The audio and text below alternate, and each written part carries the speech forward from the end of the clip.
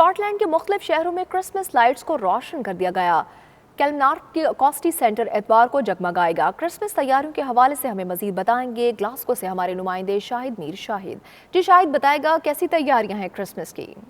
जी, Scotland के मुख्तलिफ शहरों में क्रिसमस लाइट जो ऑफिशियली हैं वो ऑन कर दी गई हैं, जबकि कुछ शहरों में अभी भी संडे को, जैसे कलमानक वगैरह में संडे को क्रिसमस लाइट ऑन कर दी जाएंगी।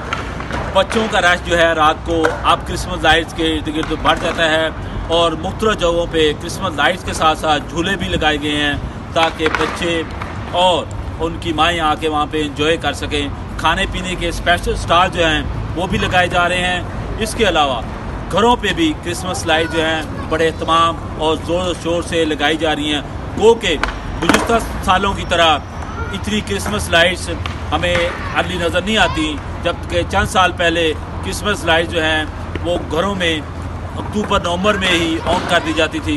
लेकिन अभी तक घरों के अंदर से जो विंडोज़ हैं बहुत कम लोग हैं जिन्होंने क्रिसमस लाइट को डिस्प्ले किया है। इसके अलावा सर्दी का क्योंकि ज़ोर है, लेकिन सर्दी के साथ साथ क्रिसमस की आमद है और लोगों का जोश व खरोश भी क्रिसमस लाइट की तरफ, क्रिसमस लाइट्स की वजह से बढ़ता जा रहा है। जी।